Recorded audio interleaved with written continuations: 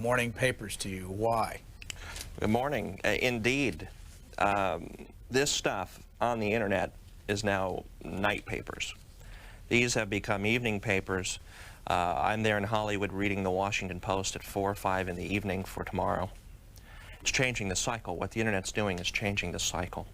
And it's exciting because that gives me the option to report what I think is news on my website even before you get to them. Here's an article that was about you in Time magazine in the June 16th issue, The Thrill of Drudge Work. What's this about? Well, I had a media blitz, and within the course of a couple weeks, I was Howard Kurtz, I was People Magazine, Time, Newsweek. It was a feeding frenzy on this one-man operation out of Hollywood, California, USA. That is basically a one-man newspaper and wire service. What do you do? I've got about 60,000 readers, and it's a network of tipsters and gossip, a lot of it Washington gossip, and it just moved quickly, and it's moved without an editor. I'm the editor, and it's moved without advertisers. So it's a whole new way of communicating, as far as I can tell, and it's exciting as heck. How do you pay for it? It doesn't. There's no fee involved except for my time. It's self-supportive. How do you make money? I've just signed on with America Online, who's going to start carrying the thing. So you make money other ways besides the actual website. I'm trying to keep it advertiser-free, simply because I think that's not the future. The medium is not advertising. What will this do to you? New service skims 150 newspapers for its users by Ivor Peterson. In the spring of 1995, a partnership of large newspaper companies formed the New Century Network to bring the country's dailies into the age of the internet. Then they sat down to figure out what that meant, and this is supposed to start up. We went into it today trying to find it, and it's they've had some startup trouble. Fine, great. What I try to do is make it more fun. I love the era of the 20s and 30s when news was fun, and you ran down the street screaming, extra, extra, this just in. Murdoch calls it the nanny state. I've got a headline on my website now about Ken Starr about to issue his first official report on Whitewater concerning Vince Foster. And I tend to make things extremely fun in a way that a lot of the press doesn't do today. Where do you live? Hollywood. It's good for a number of reasons. Climate. The time zone difference is just wonderful. I'm thinking about moving to Hawaii to get another 2 hours so I can sit there and see tomorrow. What time do you get up? Well, no good reporter wakes up before noon. I'm up about noon, but I stay up quite late. Why? Because everything happens at night. Like I said, these newspapers have to close 9, 10 o'clock, and I'm right there when they close and when they move on the wires. And it's how can people find your work today? The website. The website's the best way to do it. You probably got the address up there. We will have it, yes. And it's the way to do it. Basically what's getting me the attention here is I write a gossip column. And it's a competitive gossip column where I try to break news. A lot of the time I fall on my face. But that's also what's causing some commotion, which I personally email deliver to anyone who wants it. Let me ask if we have the website address so we can show the audience that. I don't think we do. Let's go to Los Angeles for our first call. Go ahead, please. Yes, Mr. Drudge, did you several months ago or a few months ago make a prediction about Hillary was about to be indicted? And why did you misquote, of all people, Larry Nichols when he said sucker with an S, and you said he said something with an F? How did you do that? Is this Clinton Easter Greg from KIEV? This is Clinton Easter, Hillary Easter Greg, and since you mentioned KIEV, are you aware that George Putnam is now saying he has documentation that Bill Clinton uses the N-word, and he brought Larry Nichols on to say that recently? Wait a minute, we're all a little bit out of the loop. KVIE is a radio station in Los Angeles. What do you call there all the time? I call there about once a week to George Putnam's show. Okay, and you're on Bill Clinton's side in this thing? Yes, I am. What do you do for a living, by the way? Excuse me? What do you do for a living? I'm in the food business. You're in the food business. And why are you so interested that you call a local radio show there in Los Angeles so much? Why? Because I feel that those of us who support the president have a right to express our opinion and speak up for him. And Matt Drudge, why did you know who this was right away? Because, like him, I'm obsessed with whitewater. It's an absolute. I call myself a whitewateraholic, and there's a whole group of people. A lot of them called your show this morning. I would like to refer to Mary McGrory this weekend, calling whitewater the 20th century's most boring scandal. You're talking about her column in yesterday's Post. Absolutely. I love Mary McGrory. I love the history behind her. I think the woman is clearly out of the loop on this one. This is an exciting story. We're building to some kind of cliffhanger on many fronts, and there is just a groundswell at the grassroots on this story, and this caller is one of them. I hear him all the time, and we're just living with it 24 hours a day. I have a friend in Hollywood. He says he can't even go to the movies until this thing's resolved. He's just can't get past it. Where were you born? Right up the road here, Tacoma Park, Maryland, and lived there for 17 years. And in order to get anything going, I had to go out to Hollywood. So When did you go to Hollywood? about 8 years ago. Where did you go to college? No school. I'm a self-educated fool. I don't necessarily think you need a license to report. A lot of people in this town think you actually learn how to build a story. I don't necessarily think it's so. A lot of it is knocking on doors, which I still do. If we found you in your habitat, and there's a picture here, I guess, in your geek-datorium, as they say in the Time magazine, what would we find around you? I've got 3 computers, satellite dish, police scanner, 3 TVs. Is that satellite dish just literally sitting in the window? Yes. It's the most competitive newsroom in America. It's a homemade Radio Shack ripoff, and I can beat CNN to stories with that little newsroom. Macomb, Illinois, you're next. Yes, hello. Hi. Brian, and I'm so excited. I've been holding since early morning, since you first started your program. I'm calling, obviously, Mr. Drudge, I salute you. I, too, am editor and publisher of a, it's an incorporated journal, but it's certainly not for profit, so to speak. What's the name of it? It's called Education Exchange. It's a newsletter about merging education and barter. Is it on the web, or is it something you get in? Sure, I'll tell you what, he looks like, you know, Apple computer next to me. I started about 10 years ago. So what moved you to the phone this morning? Oh, I'm so excited. You empowered me with your excitement. You seem to grasp that education, obviously, is the key to this 200-year celebration of America and our Constitution. I see you do that, Mr. Drudge, that when you said that a whole new way of communicating, Brian said earlier, why am I doing this, you know? And it was a rhetorical question, I think, and I think he was alluding to the interviews and why is he subjecting himself to all of this. And I support both of you, and I stand as hopefully equal. It is our right and responsibility. And it's no longer about money. It is about getting policy out there. Exactly. I don't give a damn about money. And I don't know if I'm part of a new generation who really doesn't care. How do you live? I've got enough, but to me there's something. I went to a White House press briefing a couple weeks ago, and I looked down at one of the top White House correspondents in this country representing the people, and this Rolodex watch, and I felt sick because I was thinking, who in here represents the man on the street? And it's to the point where well, and what this new technology, this internet's letting you doing, and I encourage anyone to use it. It's getting a bad rap of being spacey, cyber. I don't live in outer space. It's a new medium, just like the newspapers, just like television, just like the telephone was. And I encourage anyone to use it. Let me ask now for your website address, and we'll put that on the screen. It's right there, as you can see. www.drudgereport. Drudge Report. I see it kind of goes into report there, and we've got an E in the middle. Drudge, DRUDGEREPORT.com. Now, com means it's a business. Well, they're just setting it up that way. Yeah. Who's they? Whoever assigns these things. Down in Virginia, it's about to move to somewhere in Europe. Facts here from Bob in Gridley, Illinois. You ever heard of Bob in Gridley, Illinois? Not yet. Go ahead. Questions. What 3 scoops are you most proud of? I had Dole picking Kemp about 48 hours before Bob Novak started talking about it on CNN.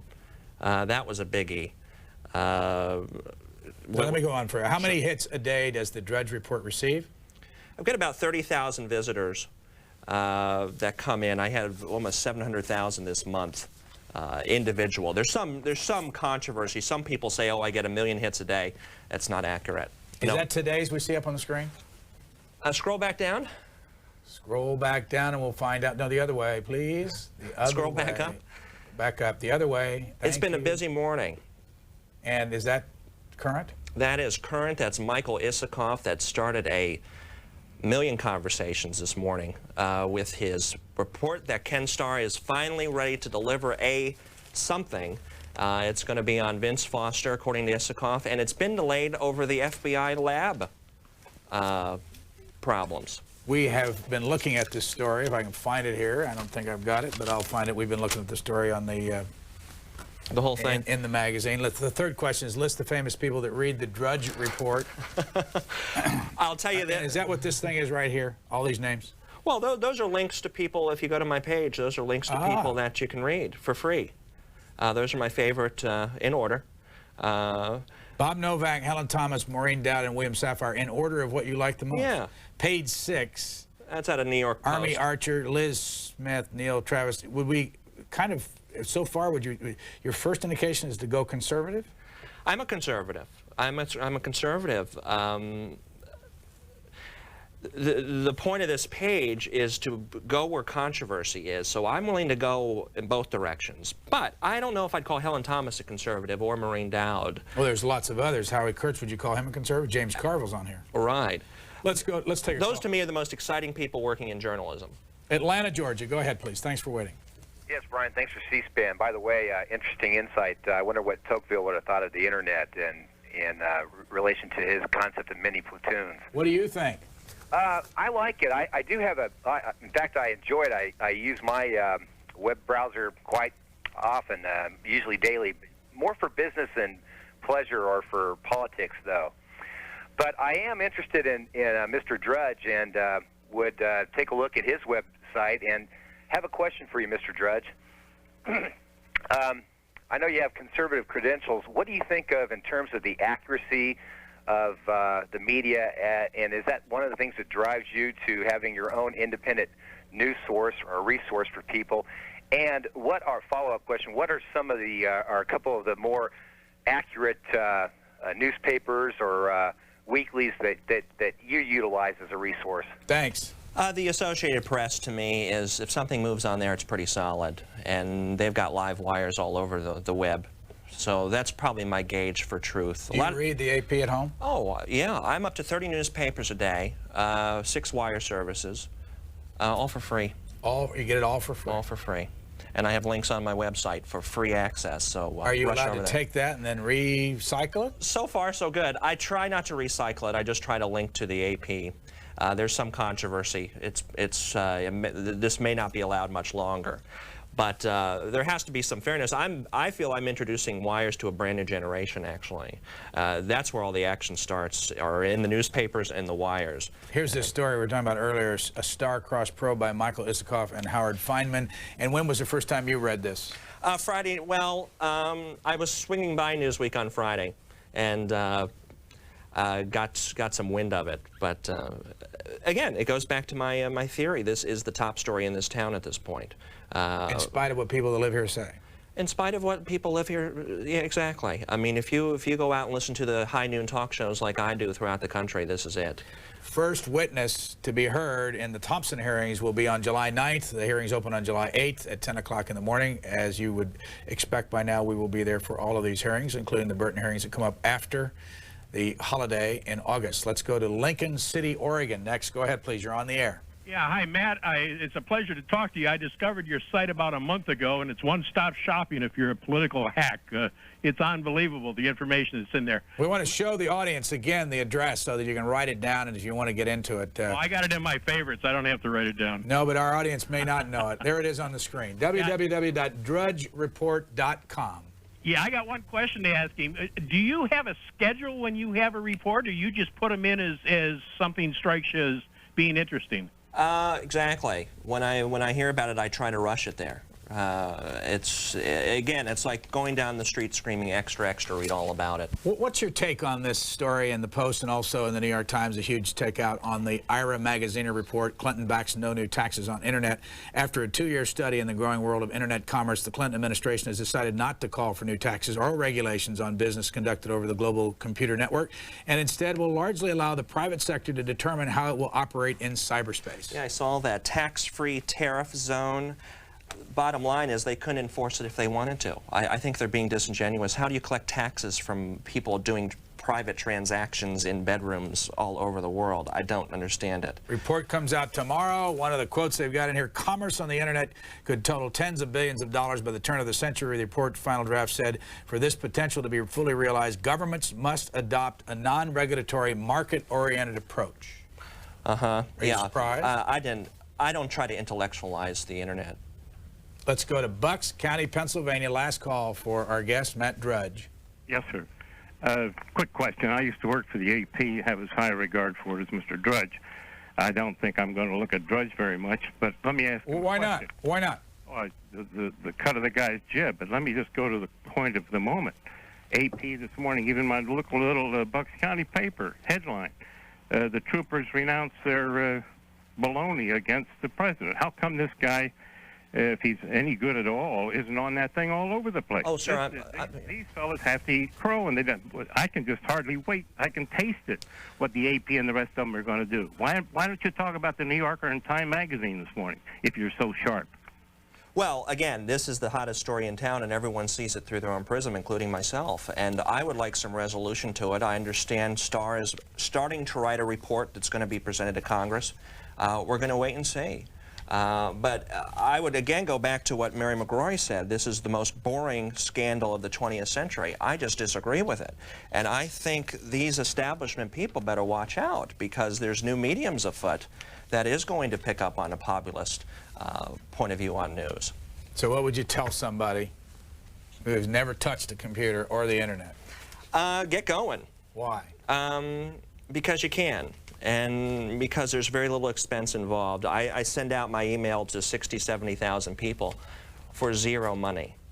If I had to lick the stamps, if I had to print the paper. Now, that's not going to continue, is it? You're going to have to charge these folks. I don't see why I need to. I don't see why I need to. I think it's... just say $1. That's $60,000 a month. There's no way to get $1. What do you send it through? How about the honor system? Yeah. Last call. I've got one more here. Hollywood, what, California or Florida? Hollywood, California. And what's on your mind? Anybody who's a C-SPAN junkie, anybody who's been a news junkie following you, Brian Lamb, for the past 10 years, what was it, like 1980, is looking at the future. If you do not go out and buy a web TV box so that you can get the Drudge Report, you are not moving to the next level of information. Drudge is you, Brian, and in the future, you're going to spend your time following him. Why do you say that? Because Drudge presents everybody with information before the newspapers have it. He pisses off the information providers, and that is why he's starting to get suddenly the bum rap. Thanks. The language the man used, notwithstanding, is he accurate? Not show my face. Do you tick off? There's momentum. I was at a party in Georgetown Thursday night with a senior person at the White House who says the White House is really following the Drudge Report. And I know this in my logs. I had 2,100 accesses from the White House in one day last week. So you can read when somebody's after your information. Absolutely. I got a lot of C-SPAN Does that make you happy? Sure. It's interesting to know. It also makes you nervous, because I like to write this and have fun. And all of a sudden I'm realizing, uh-oh, what I'm writing may have some serious effect. And it starts to cause trouble. So I have to constantly pull back and start doing silly things. Matt Drudge, we're out of time. One more time, there on the screen, that's the address where you can find the Drudge Report daily? Hourly. Hourly. It's all the time. How long have you done this? 3 years now. How old are you today? 30. And no college education? Nothing. I answer to no one. Matt Drudge, thank you. We're out of time. We're going to talk about Hong Kong in a moment or two.